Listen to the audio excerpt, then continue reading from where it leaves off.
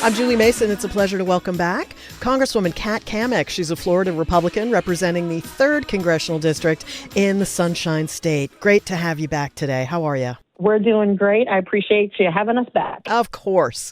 So, a bipartisan partnership to combat workplace sexual misconduct in Congress. I know you didn't come here to make friends, but... Yeah, definitely not making friends with this one. But it kind of turned out that we've got creeps on both sides of the aisle. So when you have a bipartisan problem, sometimes the best course of action is a bipartisan solution. So here we are, taking on the creeps in Congress. Oh, man, that's a big job. So you and Congresswoman Teresa Leger Fernandez, Speaker Mike Johnson, Hakeem Jeffries announced this partnership between the Republican Women's Caucus and the Democratic Women's Caucus. Tell us how you're going to approach this. So for us, it really comes down to the fact that accountability cannot begin and end with expulsions. And that's really what we've seen here in the last few months. And I absolutely credit my colleagues for pushing for these guys to get kicked out of Congress. But I hope that that's not where accountability for them ends, because they have done some pretty awful things, which is why we say, okay, let's start at the beginning. How do we even prevent it to getting to this place? So we're really looking to fundamentally change the culture on Capitol Hill, but that starts with ending the practice of retaliation up here, streamlining resources. A good example is people have no idea where to go or who to talk to. The training, in a word, is laughable. And honestly, driving real reform is what we're after. As I said, changing the culture here on Capitol Hill. So this isn't going to be a project that goes on for years and years where we issue a report of recommendations. This is going to be a very quick, thorough, but wickedly effective group of women who are coming together to institute change immediately. I mean, what if you find out some women are perps? And that very well could be the case. I mean, we've seen that with one of the most recent ethics investigations, Alma Adams. She had a relationship with a staffer, and that is just wholly inappropriate. Just because something is technically legal doesn't mean that it is ethical. And so whether you are a man or a woman, a Republican or a Democrat, you need to be holding yourself to a higher standard, because we can't begin to hold other entities and industries accountable across the country if we're not willing to hold ourselves accountable here on Capitol Hill.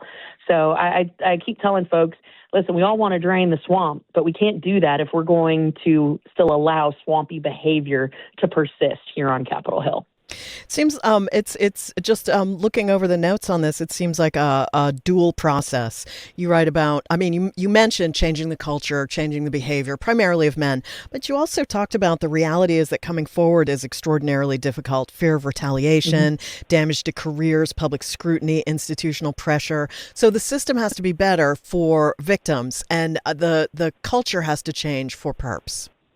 Absolutely. I mean, I think that that's a huge reason why this has been such a persistent problem here on Capitol Hill is the retaliation is real. I can't tell you how many women I have spoken to who have said, yeah, I had to make a choice. Do I, throw my career away and come forward on the hope that something happens, that it actually gets investigated?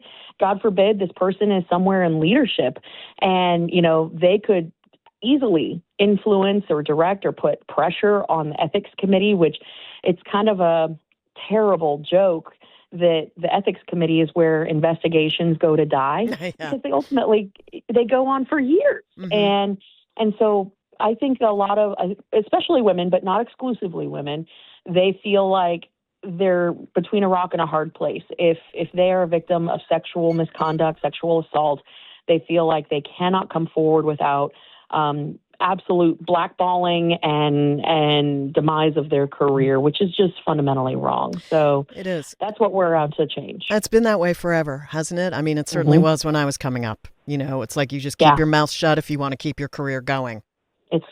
How sad is that? I mean, it is just terrible. I mean, and we've seen instances of that exact same retaliatory culture in other industries, legacy media. Look no further than the Matt Lauer case, where there were dozens of victims who if they wanted to keep their jobs and they wanted to keep working in media, they would keep their mouth shut. That is so true in every industry. And again, if we want to change that across the country, whether it's in sports, entertainment, media, corporate America, we have to start with setting the standard here in Capitol Hill. And I believe that the retaliation component is going to be the most difficult to change, but the most impactful long term. Well, that is quite a project you're undertaking. I'll be watching very closely and carefully. Wow. In other news, meanwhile, Congressman, gas prices. Oh, man, it's tough out there.